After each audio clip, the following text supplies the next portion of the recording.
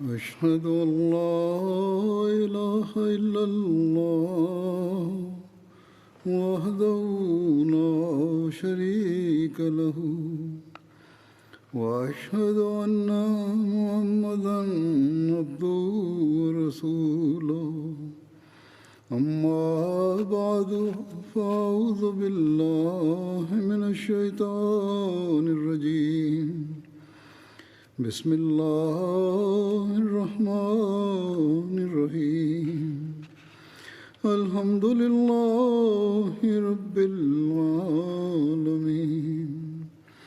الرحمن الرحيم مالك يوم الدين إياك نعبد وإياك نستعين اهدنا الصراط المستقيم صراط الذين أنعمت عليهم غير المغضوب عليهم ولا الضالين. Ovih dana govorio sam o životu Hazreti Omera radijallahu anhu. S tim u vezi pričat ću i danas.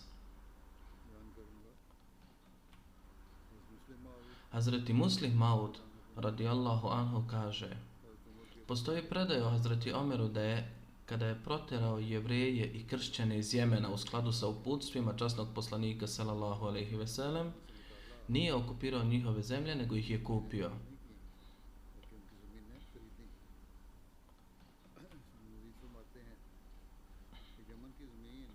Dalje se navodi da jemenska zemlja koja je bila pod kršćanima i Jevrejima bila je danak. Ali kada je Hazreti Omer radijallahu anhu uzeo tu zemlju od Jevreja i kršćana i protjerao iz arapskog poluostrva, unatoč činjenici da je ta zemlja bila danak i u principu vlada se smatrala njenim vlasnikom, nije im otimao zemlju, već je nju kupio.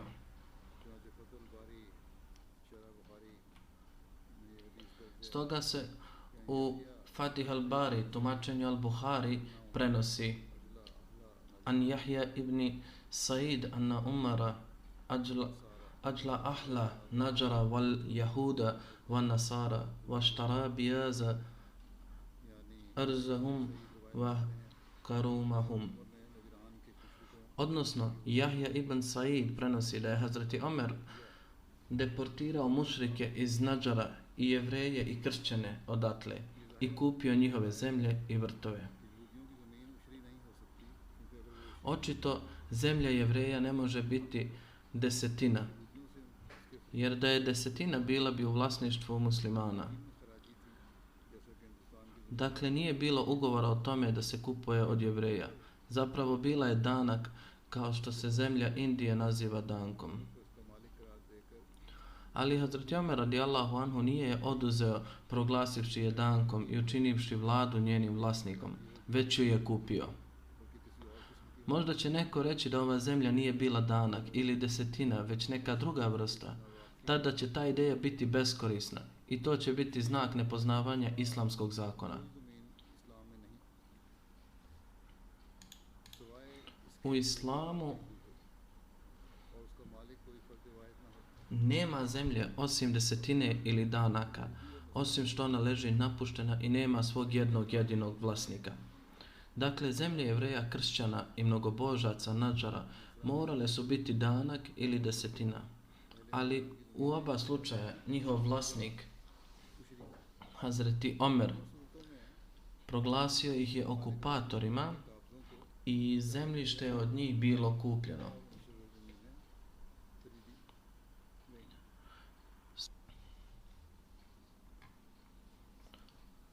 Spominjući zabranu porobljavanja u islamu, osim ratnih zarobljenika, Hazreti Muslih Maud kaže: Allah kaže: Turiduna araza dunija, što znači: o muslimani, želite li kao i drugi ljudi povećati svoju moć, hvatanjem ljudi iz drugog naroda.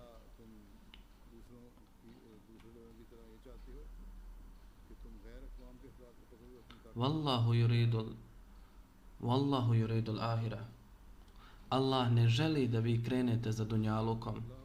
Umjesto toga želi vas uputiti do onoga što je najbolje za vas u pogledu ishoda. A na drugom svijetu omogućit će vam da zaslužujete Allahovo zadovoljstvo. A ova vam je naredba bolja u pogledu dobrog ishoda i Allahovog zadovoljstva, da ne zarobite ljude osim onih koji su zarobljeni tokom rata. U islamu nije dozvoljeno praviti zarobljenike bilo koje vrste, osim ratnih zarobljenika.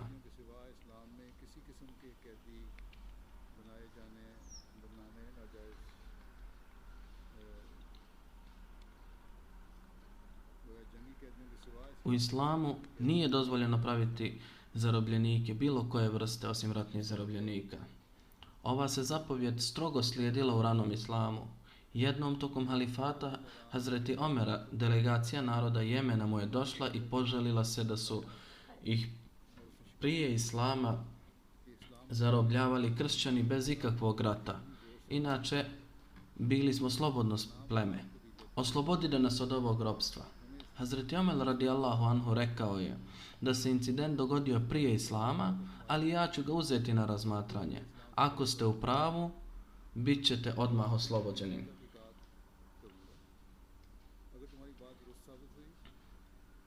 Hazreti Muslim Maud radijallahu anhu zapravo poređuje učenje islama koje je praktikovao Hazreti Omer i kako ih je saslušao u poređenju sa današnjom Europom. Ali šta se događa u Europi? Europa je nastavila ropstvo da bi promovisala svoju trgovinu i poljoprivredu do početka 19. vijeka.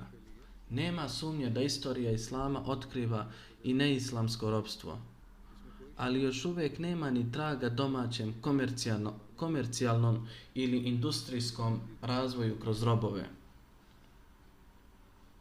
U islamu ne postoji ovaj koncept.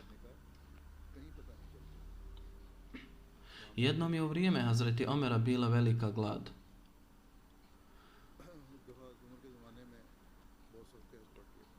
A u Medini i okolini vladala je jaka glad.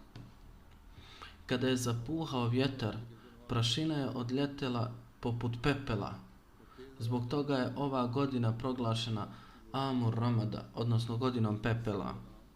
Auf ibn Haris prenosi od svog oca da je ova godina dobila ime Amal Ramada, što znači godina pepela, jer je cijela zemlja postala crna i pretvorila se u pepeo zbog nedostatka kiše, a ovo je stanje trajalo 9 mjeseci. Hizam ibn Hišam prenosi od svog oca da su ljudi, kad su se vratili sa hadža 18. hidžretske godine, bili teško pogođeni. Suša se proširila u zemlji. Goveda su umirala i ljudi su umirali od gladi, sve dok ljudi nisu samljali trulu u koštanu srž u vodi i popili je. I počeli su kopati mišje rupe i vaditi sve što se u njima nalazilo. Prenosi se od Hazreti Ibni Omera da je Hazreti Omer bin Hatab napisao pismo Hazreti Amr bin Asu u Amu Ramadu. Bismillahirrahmanirrahim. Asi bin Asi, od Božije groba Omera, Amirul Mu'minina, Bog te blagoslovio. Da li želite da vidite mene i one koji su sa mnom kako umirem? A vi ste živi i oni koji su sa vama su živi. Postoji li neko ko može pomoći? Pa je napisao 3 puta: pomoć, pomoć, pomoć. Hazreti Amr bin As je na ovo napisao: Bismillahirrahmanirrahim. Nema drugog Boga osim Allaha prema njegovom robu. Još malo sačekajte, brzo vam stiže pomoć. Šaljem vam karavan kamila, od kojih će prva biti s vama, a posljednja sa mnom.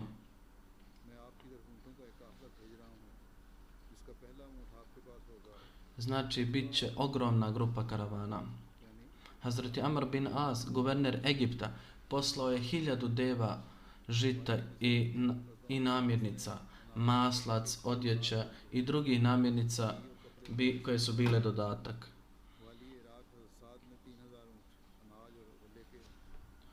Hazreti Sad, guverner Iraka, poslao je 3000 deva žita, odjeće i tako dalje. Guverner Sirije, Hazreti Amir Muavija, je poslao 2000 deva žita, odjeće i tako dalje koje su bile dodatak. Kada je stigao prvi karavan, Hazreti Omer bin Hatab rekao je Hazreti Zubeiru bin Avanu: zaustavite karavan i okrenite ga prema ljudima iz Badije. Oni žive po selima, dajte im prvo i neka ih dijele među sobom. Tako mi Allaha, moguće je da nakon društva Allahovog poslanika sallallahu alejhi ve sellem niste dobili ništa bolje od ovoga. Napravite odjeću od njihove vreće i zakoljite deve, jer će jesti meso i odnijeti masnoću. Nemojte čekati da kažu da ćemo pričekati da dođe kiša. Trebali bi peći i sakupljati brašno dok Allah ne naredi da im bude lakše. Znači, nešto će kuhati i jesti, a nešto će štedjeti. Hazreti Omer je pripremao hranu i propovijedao im da onaj ko želi biti prisutan obroku i ako želi jesti, to neka učini.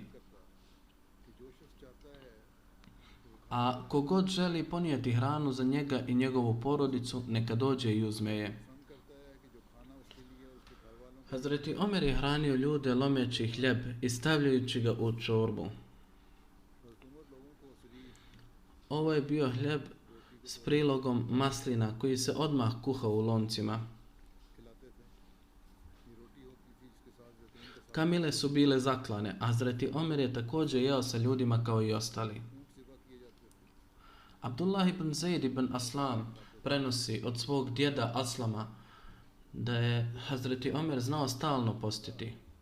U Amur Ramadi uveče Omeru bi se dostavio hljeb, pomiješan sa maslinovim uljem.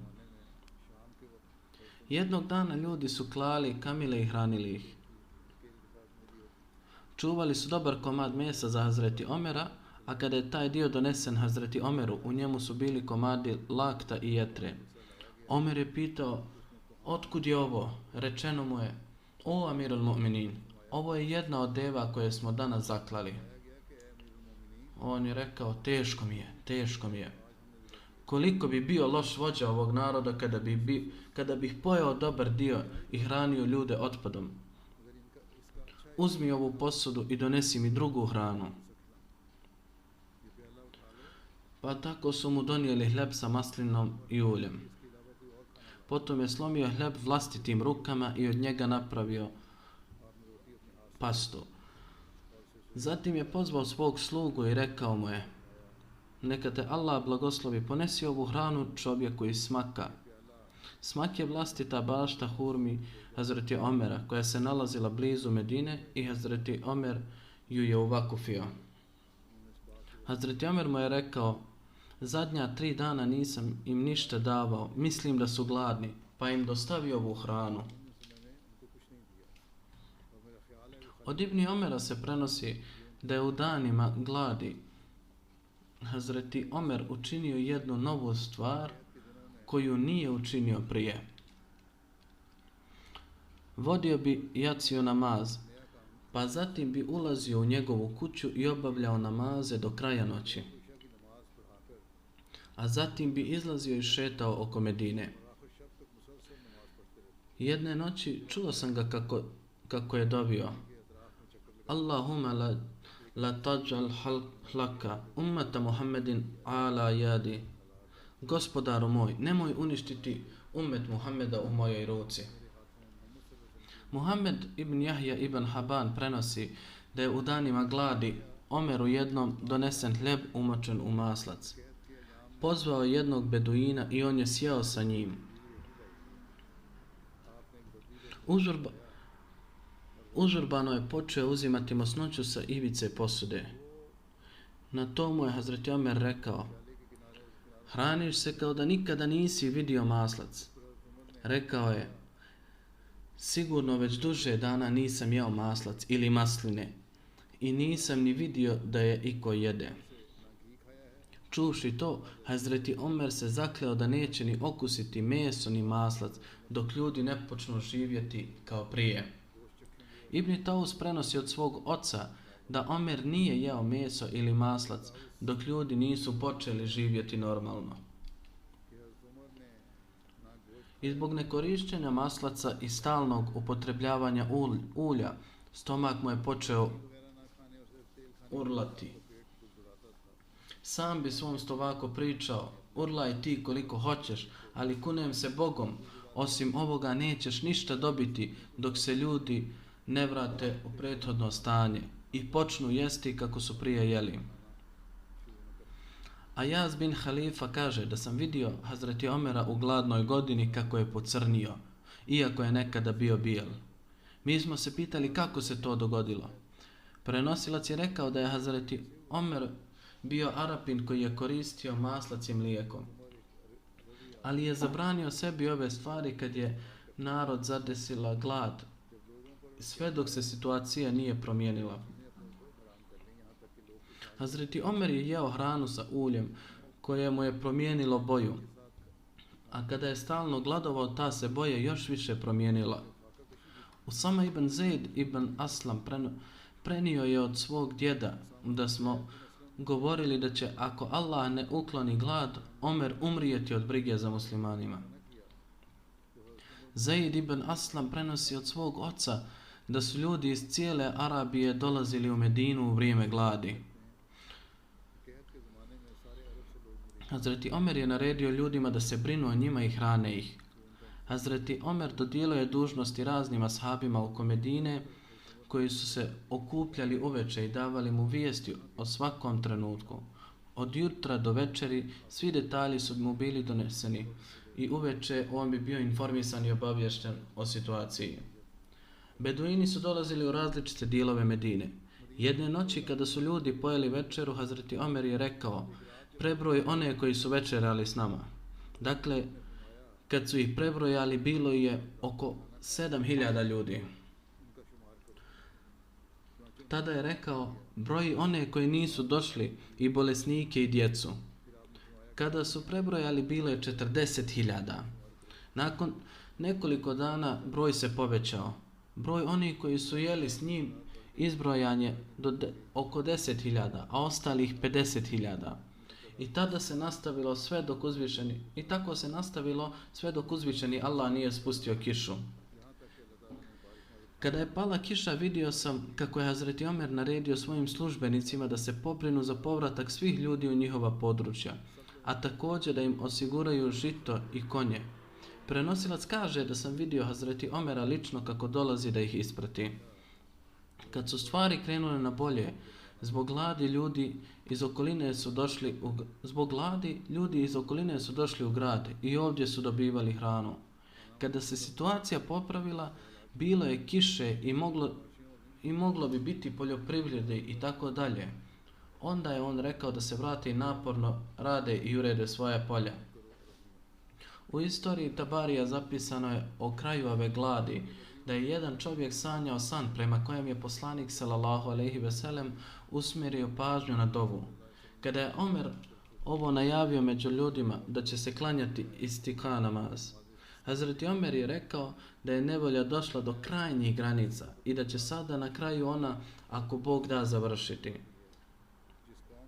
Narod koji je blagoslovljen molitvama trebao bi shvatiti da su njegove nevolje nestale. Napisano je pismo upravnicima drugih gradova i tražeći od njih da klanjaju namaz istisqa za narod Medine i okoline, jer je njihova teškoća došla do krajnjih granica. Hazreti Omer je okupio muslimane vani radi istika namaza. Održao je kratku hudbu sa Hazreti Abbasom i klanjao namaz, a zatim je kleknuo i počeo moliti. Allahumma iyyaka na'budu wa iyyaka nasta'in. Allahumma magfir lana warhamna warza'na. O Allahu, mi jedino tebe obožavamo i samo od tebe pomoć tražimo. Allahu, oprosti nam, smiluj nam se i budi zadovoljan s nama. Potom se vratio. Još nisu stigli kući kada se polje zbog kiše pretvorilo u ribnjak.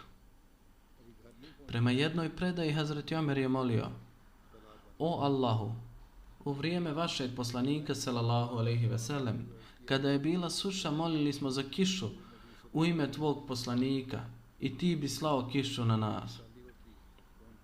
Danas se molimo tebe za poslanikovog sallallahu alejhi ve sellem amidžu.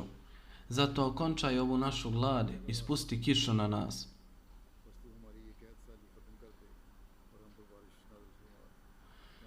Dakle, ljudi još nisu napustili svoje mjesta kad je počela padati kiša. Abdullah ibn Ibrahim spominje kada je u poslanikovoj džamiji počela praksa polaganja seđada. U prošlosti su ljudi klanjali namaze na podu ili na blatnjavom mjestu. Prljavština bi im došla na čelu. Tada se pojavila praksa postavljana seđada. Od Abdullaha bin Ibrahima se prenosi da je prva osoba koja je postavila seđadu u poslanikovoj džamiji bila Omer bin Hatab. Ranije su ljudi čistili šaku od šaku kada su podizali glavu sa sežde. Na to je naredio postavljane seđada koje su donijete iz akika i postavljene u poslanikovu džamiju. Akik je također ime doline koje se proteže od jugozapada Medine do sjeverozapada na oko 150 km. U vrijeme Hazreti Omera poslanikova džamija je također proširana u 17. hidžretskoj godini. Prenosi se od Hazreti Abdullah ibn Omera da je u vrijeme poslanika sallallahu alejhi ve sellem džamija bila od opeke, od blata, čiji je krov bio od grančica palmi i lišća, a stubovi od palminih debla. Hazreti Ebu Bekr Siddiq radijallahu anhu ostavio je onakvu kakva je bila i nije je produžio ili promijenio. Hazreti Omer ju je obnovio i proširio, ali nije promijenio oblik i stil gradnje.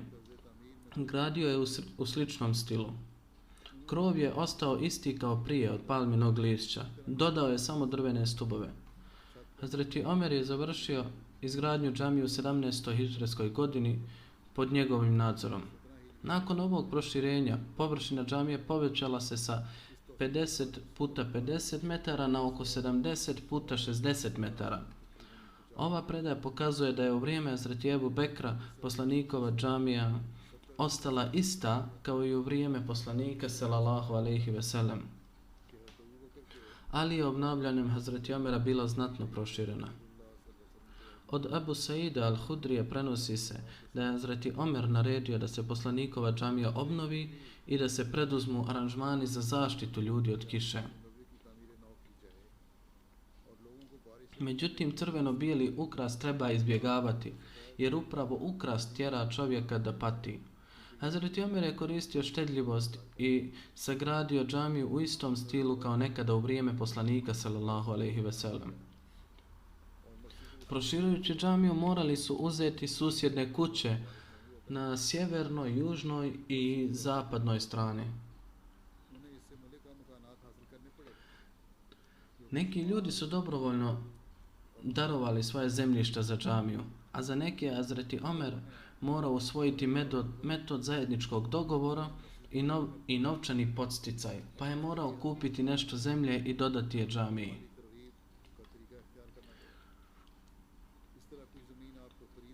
U vrijeme Hazreti Omera je napravljen popis stanovništva i uspostavljen je sistem normiranja za hranu.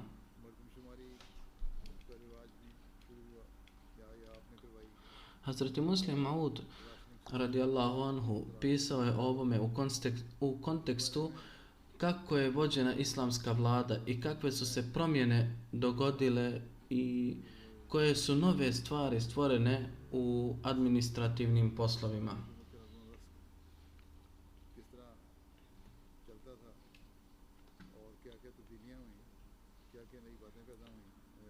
Napisao je da je prva stvar koju je poslanik sallallahu alejhi ve sellem uradio kada je došao u Medinu bila da je vlasnike imovine učinio braćom sa onima koji nisu posjedovali imovinu.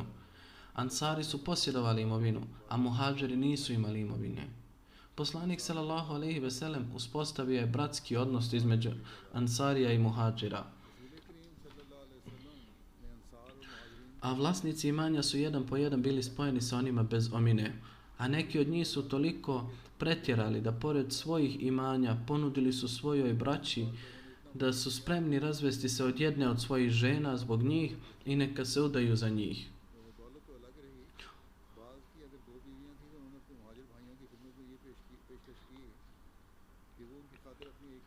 Ovo je bio prvi primjer jednakosti koji je poslanik sallallahu alejhi ve sellem uspostavio kada je otišao u Medinu, jer je u Medini zapravo postavljen temelj vlasti.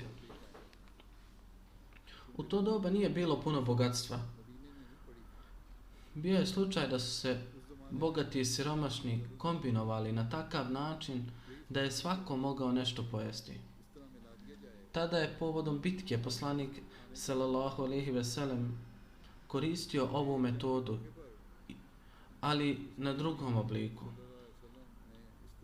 Uvidjevši ovu situaciju, poslanik sallallahu alejhi ve sellem rekao je: ko ima bilo šta, donesite i sakupite na jednom mjestu. Dakle, sve je donijeto i on je odredio obroke. Kao da je ovdje došla ista metoda da svi trebaju dobiti hranu dok je bilo moguće. I dok je bilo moguće, svi su jeli odvojeno, ali kada je to postalo nemoguće i postojala je opasnost da će neki ljudi ogladnjeti, poslanik sallallahu alejhi ve sellem je rekao: nije vama dozvoljeno da jedete odvojeno. Sada će svi dobiti jednaku hranu s jednog mjesta. Odlučeno je na osnovu prikladnosti. Nije uspostavljena ni jedna ideologija socijalizma ili komunizma.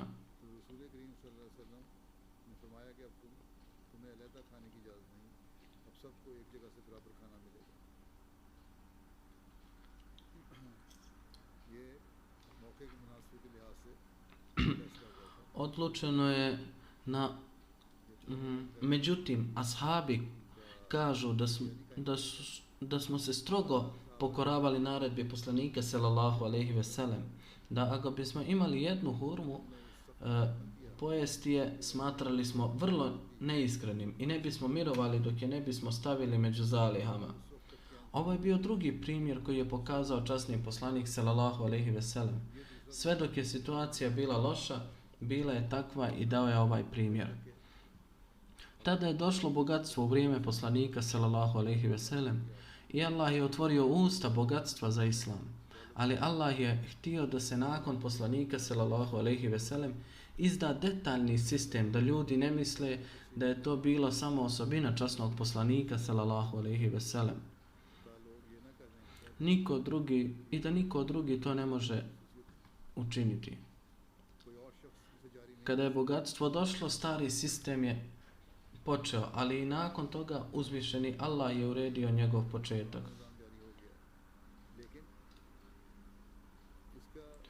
On je napisao, Hazreti Muslim Maud je napisao kako se to desilo. Tako je s jedne strane uzvišeni Allah dao primjer iz ruke poslanika sallallahu alejhi ve sellem. S druge strane, došavši do Medine, Ansari su svoje bogatstvo predstavili muhadžirima. Muhadžiri su rekli: nismo spremni uzeti ove zemlje besplatno. Radit ćemo na tim zemljama kao poljoprivrednici i dat ćemo vam vaš dio. Ali ovo je bio izraz želje sa strane muhadžira. Ansari nisu oklijevali dati svoje imanja i to isto kao da vlast nekome da hranu i on je ne prihvati. Ovo neće kriviti vladu. Reći će se da je vlada odredila obrok. Sada je do druge osobe hoće li to uzeti ili ne. Na isti način Ansari su dali sve. Druga je stvar koju muhadžiri nisu uzeli. U stvari, poslanik sallallahu alejhi ve sellem započeo ovo djelo u svom životu. Čak i kada je kralj Bahreina postao musliman, uputio ga je da oni koji u njegovoj zemlji nemaju zemlju za život, da se daje po 4 dirhema, da im se daje po 4 dirhema i odjeću svakom od njih, kako ne bi bili gladni i goli. Nakon toga, bogatstvo je počelo teći među muslimanima. Tada broj muslimana je bio mali, naspram bogatstva. U to vrijeme nije bilo potrebe za uvođenjem novog zakona, jer svrha se ispunjavala. Princip je da zakon treba donijeti kada postoji opasnost, a kada nije vlada smije donijeti zakon ili ne. Tada je uslijedio drugi detalj onoga što sam upravo počeo govoriti. Eto tako je nastao ovaj sistem nakon poslanika sallallahu alejhi ve sellem.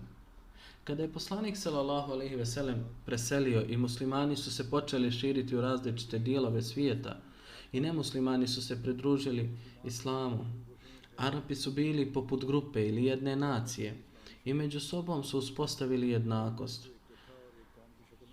Kada je islam stigao do različitih dijelova i u islamu su se počeli pridruživati različite nacije, postalo im je vrlo teško upravljati sredstvima za život. Konačno, Hazreti Omer je izvršio popis svih ljudi i uspostavio sistem racioniranja koji se nastavio do vremena Benu Omeija. Evropski historičari također priznaju da je prvi popis stanovništva izvršio Hazreti Omer radijallahu anhu.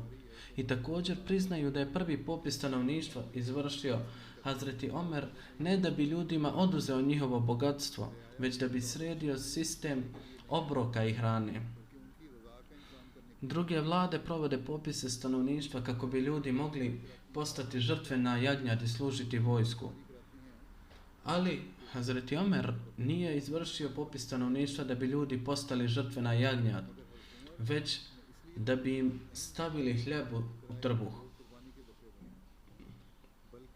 Koliko ljudi ima i koliko hrane treba obezbijediti. Stoga su nakon popisa svi ljudi dobili mjesečnu naknadu za hranu i ostale potrebštine po fiksnom sistemu. A to je učinjeno tako pažljivo da je u vrijeme Hazreti Omera, kada je Sirija osvojena i odatle je dolazilo mnogo maslinovog ulja,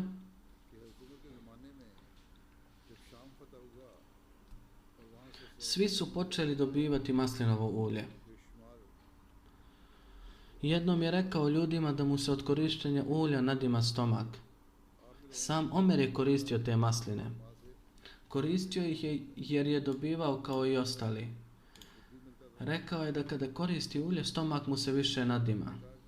Dozvolite mi da uzmem maslac iz reznice u istoj vrijednosti. Trebao bih uzeti maslac u istoj vrijednosti maslina, jer masline nisu dobre za moje zdravlje. Ovo je bio prvi korak u islamu da se zadovolje potrebe ljudi. I jasno je da ako se uspostavi ovaj sistem, nema potrebe za drugim sistemom, jer će vlada biti odgovorna za potrebe cijele zemlje. Njihova hrana, njihova piće, odjeća, obrazovanje, liječenje bolesti i izgradnja kuća za njihov smještaj bit će odgovornost islamske vlade. Ako se ti zahtjevi ispune, neće biti potrebno osiguranje i tako dalje. Ljudi se osiguravaju kako bi ostavili nešto za svoju djecu kasnije ili kad u starosti ne možemo zadovoljiti svoje potrebe. Kada vlada preuzme ovu odgovornost, tada nije potrebno osiguranje. Dalje Hazreti Muslih Maud piše, ali oni koji su kasnije došli počeli su govoriti da ovo potpuno zavisi od kralja. Ako bude htio, dat će nešto, ako ne, ne mora. Pošto islamsko učenje još nije bilo potpuno uspostavljeno, tada su ljudi ponovo bili privučeni metodama drugih kraljeva. Ponovo je korištena ista metoda kao kod drugih kraljeva. Što se tiče pružanja hrane i odjeće za svaku osobu islamske vlade, Hazreti Muslih Maud dodaje, islamska vlada, kada je postala vlasnik imovine, pobrinula se za hranu i odjeću svake osobe. Pa kako je rečeno da je u vrijeme Hazreti Omera, kada je sistem bio dovršen, prema učenju islama odgovornost za hranu i opskrbu bila je na vladi i odgovorno je izvršila svoju dužnost.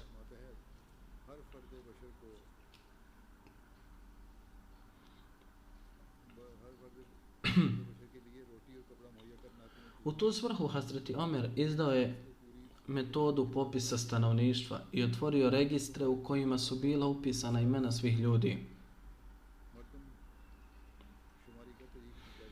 Evropski pisci također priznaju da je, kao što je ranije spomenuto, prvi popis stanovništva izvršio Hazreti Omer i on je bio taj koji je izdavao registre. Razlog ovog popisa bio je da se svima obezbijedi hrana i odjeća, a vlada je trebala znati koliko ljudi ima u ovoj zemlji. Danas se kaže da je Sovjetska Rusija obezbijedila hranu i odjeću za siromašne. Međutim, ovu vrstu ekonomskog sistema prvi je uveo islam u praksi. U vrijeme Hazreti Omera radijallahu anhu imena ljudi svakog naselja, sela i grada bila su upisana u registran. Imena svake žene i njezine djece i njihov broj je bio upisan u matičnoj knjizi.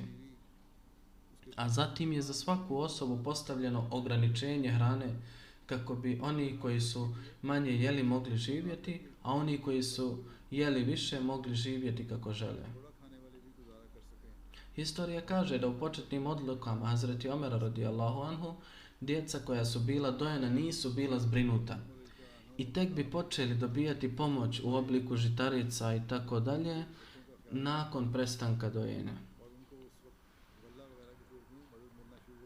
Kao što sam spomenuo u prethodnoj hudbi, jedne noći je Hazreti Omer patrolirao kako bi saznao stanje naroda. Tada je beba došla plačući iz šatora. Hazreti Omer je tamo ostao, ali beba je plakala, a majka ga je tapkala da bi zaspala. Kada je bilo prekasno, Hazreti Omer je ušao u šator i pitao ženu: "Zašto ne dojiš bebu? Koliko dugo već plače?" Žena ga nije prepoznala. Mislila da je on neki običan čovjek, pa je odgovorila: "Zar ne znaš, Omer je odlučio da djeca koja doje neće dobiti hranu. Mi smo siromašni, živimo siromašno. Prestala sam davati bebi mlijeko kako bi i on mogao dobiti hranu iz riznice.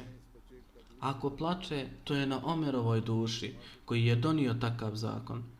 Hazreti Omer odmah se vratio i s velikom tugom počeo govoriti: "O Omere, Omere, ne znaš koliko je djece odvojeno od dojenja zbog ovog zakona i koliko si oslabio sljedeću generaciju. Sada ti si odgovoran za sve ove grijehe." Rekavši to, otvorio je vrata riznice i na leđima podigao vreću brašna. Neko je rekao: "Daj mi, ja ću ponijeti tu vreću." Hazreti Omer je rekao: "Ne, ja sam kriv i sada je neophodno da snosim posljedice."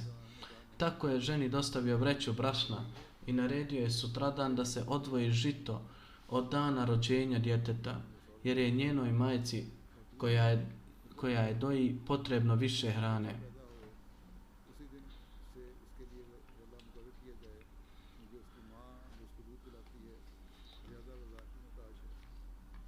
Dalje Hazreti Muslih Maud kaže da je Islam taj koji je uspostavio prava države, a prema Islamu vlada je odgovorna za hranu, kuću i odjeću svakog pojedinca, a Islam je prvi koji je izdao ovaj princip.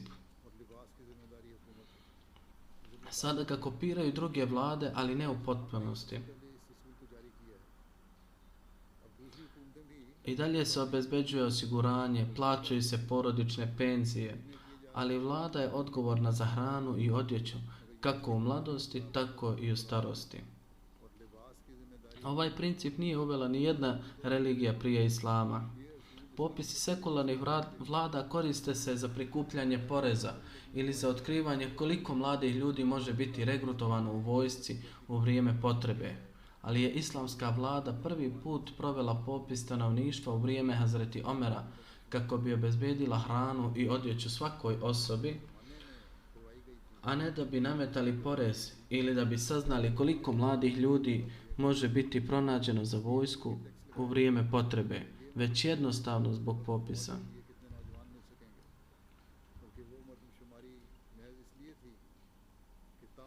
Nije bilo sumnje da je popis izvršen u vrijeme poslanika sallallahu alejhi ve sellem, ali u to vrijeme muslimani nisu imali vladu. Svrha popisa bila je jednostavno utvrđivanje broja muslimana. Prvi popis stanovništva za vrijeme islamske vladavine bio je u vrijeme Hazreti Omera i vršen je kako bi se svakom pojedincu osigurala hrana i odjeća. Ovo je važna stvar da se u cijelom svijetu uspostavi mir i samo izgovaranje prijavite se, razmotrit će se, ne može tolerirati ponos svakog čovjeka. Prijave treba pozvati, a zatim razmotriti. Zato je Islam odabrao ovaj princip da su hrana i odjeća odgovornost vlade i dobit će ih svi bogati i siromašni, čak i ako je neko milioner, čak i ako je daje nekome drugome, tako da niko ne osjeća da se smatra inferiornim. Ako i bogati to dobiju, onda će i oni, ako su pobožni, dati onima u potrebi, umjesto da to iskoriste. U vrijeme Hazreti Omera zemlje su bile podijeljene na provincije. Hazreti Omer je 20. hidžrske godine podijelio okupirane zemlje u 8 provincija kako bi se olakšale administrativne stvari. Broj 1 Meka, broj 2 Medina, broj 3 Sirija, 4 Džazira, 5 Busra, 6 Kufa, 7 Egipat i broj 8 Palestina. Tada je u njegovo vrijeme formirana šura. Međlisi šura su uvijek prisustvovali članovi ove dvije grupe, muhadžiri i ansari. Ansari su također bili podijeljeni u 2 plemena, Aus i Harađ, pa je bilo potrebno da ove dvije porodice učestvuju u međlisi šura. U ovoj šuri su bili prisutni Hazreti Omer, Hazreti Ali, Hazreti Abdul Rahman bin Auf, Hazreti Muaz bin Džabal, Hazreti Abi bin Kab, Hazreti Said bin Sabid. Način održavanja sastanka bio je takav da je propovjednik obavljao as-salatu džamija, odnosno svi ljudi bi se trebali okupiti na namaz. Kada su se ljudi okupili, Hazreti Omer je u poslanikovu džamiju klanjao 2 rekata. Nakon namaza popeo bi se na mimber i održao hudbu i raspravljalo se o raznim predmetima. U običnom i svakodnevnom poslovanju odluke ovog vijeća smatrale su se dovoljnim, ali u važnim stvarima održavali su sastanak muhadžira i ensarija, a stvari su bile odlučene konsenzusom. Uređenje ureda za plaće, vojske i imenovanje radnika, sloboda trgovine i drugih naroda i procjene poreza, uglavnom, i još niz pitanja koje su se riješile pojavljivanjem šure. Međlisi šura se često sastajao kad bi se pojavile posebne potrebe. Pored toga održan je još jedan sastanak na kojem se razgovaralo o dnevnim aranžmanima i potrebama. Ovaj skup se uvijek održavao u poslanikovoj džamiji i na njemu su učestvovali samo muhadžiri i ashabi. Hazreti Omer je govorio o dnevnim vijestima o provincijama i okruzima koji su stizali do sjedišta halife u ovom međlisu i ako bi se bilo o čemu trebalo razgovarati, u njemu se tražilo mišljenje ljudi. Osim članova međlisa šira javnost se pitala u administrativna pitanja. Guverneri provincija i okruga često su se postavljali po želji naroda, a ponekad se i način izbora praktikovao. Prilikom izbora službenika za prikupljanje poreza u Kufi, Basri i Siriji, Hazreti Omer je poslao naredbu u 3 provincije da odaberu osobu po svom izboru koja će biti poštenija i sposobnija od svih ljudi. Piše se o načinu imenovanju počinilaca i kako bi im Hazreti Omer dao upute. Šura je imenovala službenike za opće službe. Kada bi svi članovi se složili na izbor tog službenika, taj bi bio izabran. Ponekad bi guverneru provincije ili okruga slao naredbe da odabere i pošalje osobu koja je sposobnija. Pa bi Hazreti Omer izabranu osobu imenovao za počinitelja.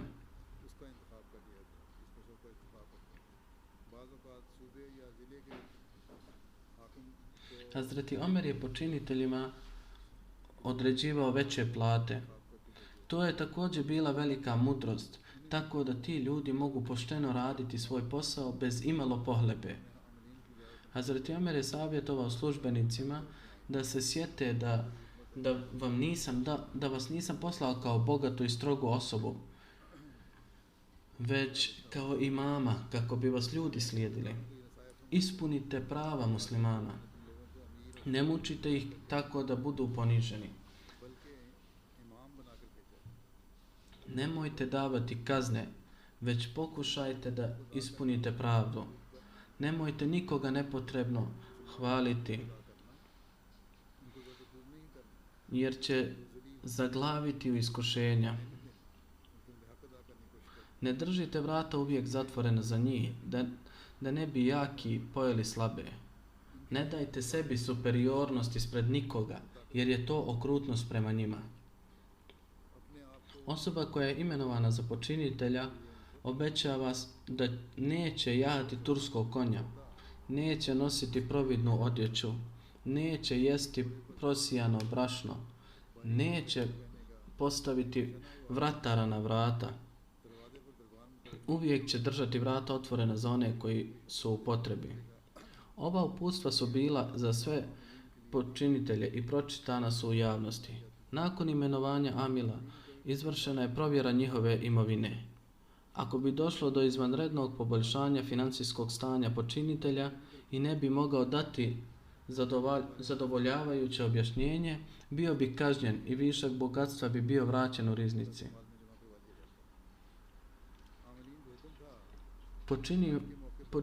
Počiniocima je naređeno da se obavezno okupe povodom hadža.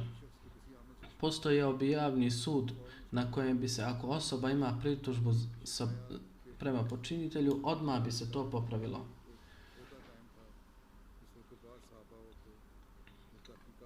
Postojala je jedna funkcija u vezi s istragom žalbi počinilica u kojoj bi stariji ashabi koji bi išli na istragu, a ako bi pritužba se dokazala istinitom, onda bi počinitelji odgovarali. Osvrćući se na ponašanje Hazreti Omera u vezi s pritužbama protiv guvernera, Hazreti Muslim Maud piše da je ovo slučaj Hazreti Omera. Narod Kufe bili su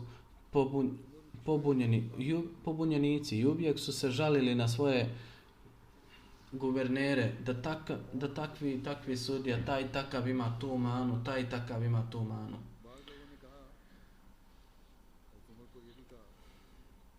Hazreti Omer bi promijenio službenike u njihovim pritužbama i imenovao druge službenike i poslao ih. Neki ljudi su rekli Hazreti Omeru da ova metoda nije ispravna, tako će se i dalje mijenjati i žalit će se.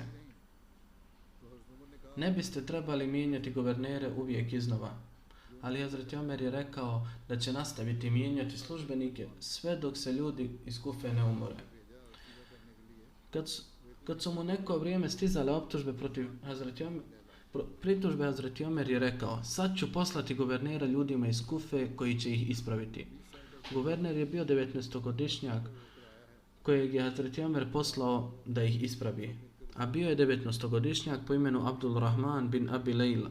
Kad su stanovnici Kufe saznali da je 19-godišnjak imenovan za njihovog guvernera, rekli su da treba da ga svi ismijavaju. Bili su to problematični i ponositi ljudi Kufe. Zajedno bi uzeli starije ljude od preko 70-80 godina i odlučili da će svi ljudi grada otići sa ovim ljudima radi dobrodošlice Abdul Rahmana i kako bi ga ismijali, pitaće ga za njegove godine. Pitali bi ga: gospodine, koliko imate godina? Kad bude odgovorio, smijat će se i ismijavat će se iz činjenice da je dječak postao guverner.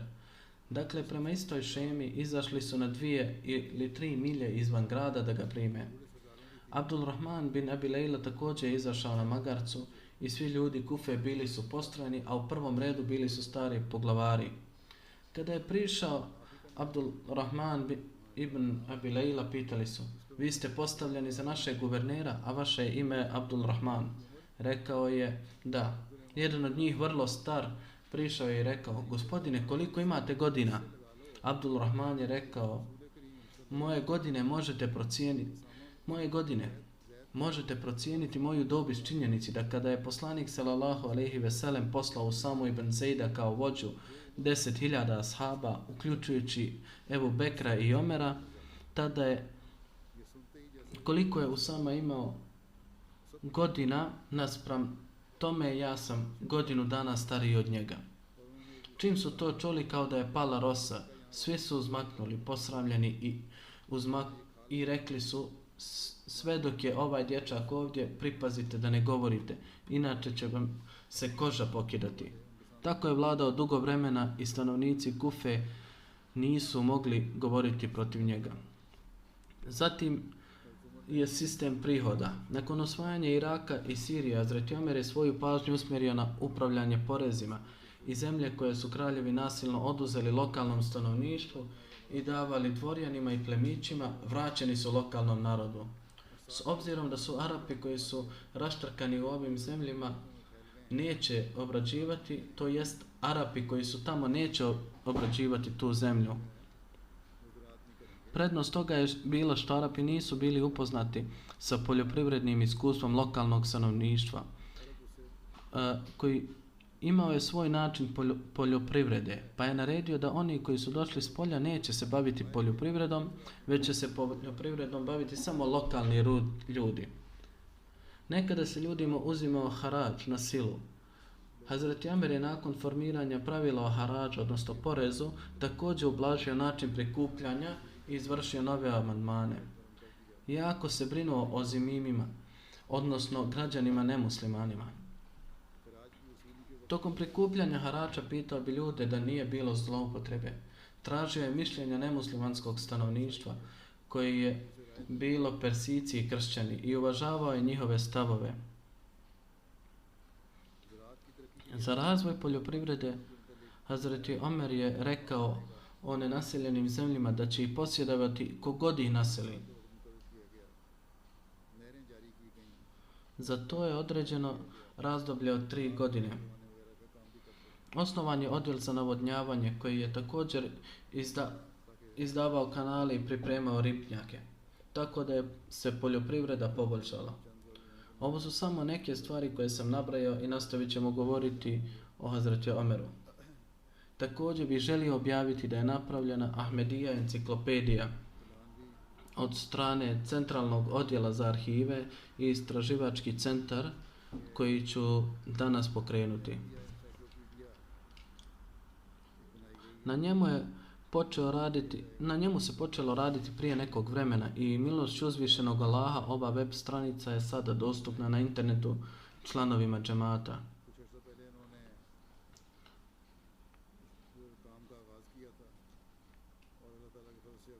Sajtu možemo pristupiti na www.ahmadipedia.org, gdje će se otvoriti početna stranica u stilu pretraživača za pretragu sadržaja.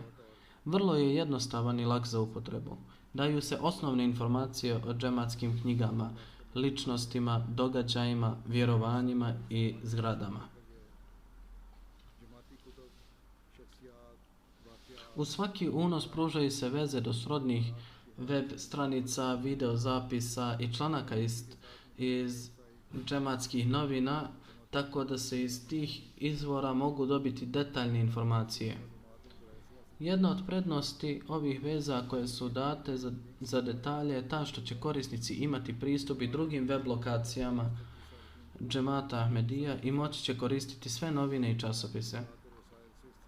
Članovi džemata širom svijeta imaju puno korisnih informacija koje nigdje nisu zabilježene.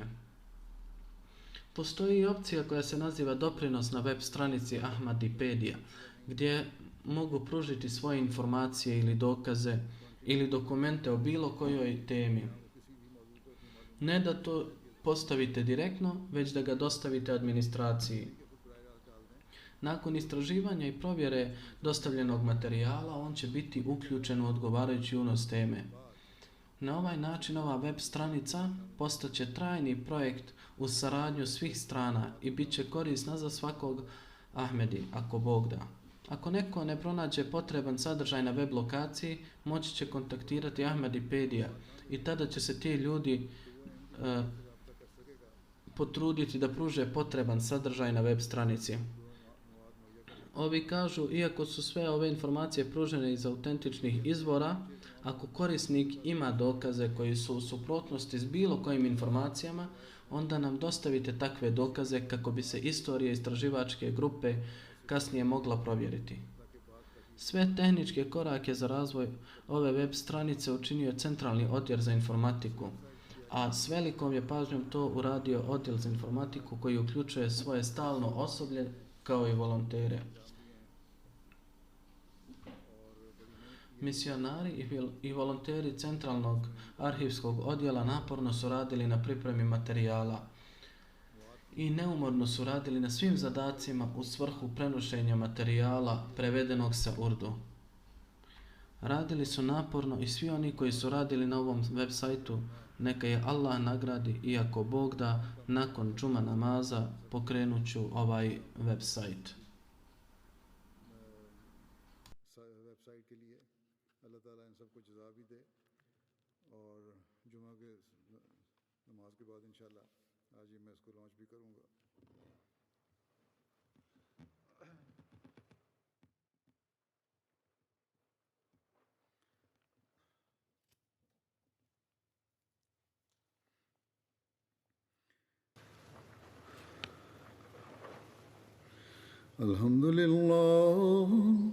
الحمد لله نحمده ونستعينه ونستغفره ونؤمن به ونتوكل عليه ونعوذ بالله من شرور أنفسنا ومن سيئات أعمالنا من يهده الله فلا مضل له ومن يضلل فلا هادي له ونشهد أن لا إله إلا الله ونشهد أن محمدا عبده ورسوله عباد الله رحمكم الله إن الله يأمر بالعدل والإحسان وإيتاء ذي القربى وينهى عن الفحشاء والمنكر والبغي يعظكم لعلكم تذكرون اذكروا الله يذكركم وادعوه يستجب لكم ولذكر الله أكبر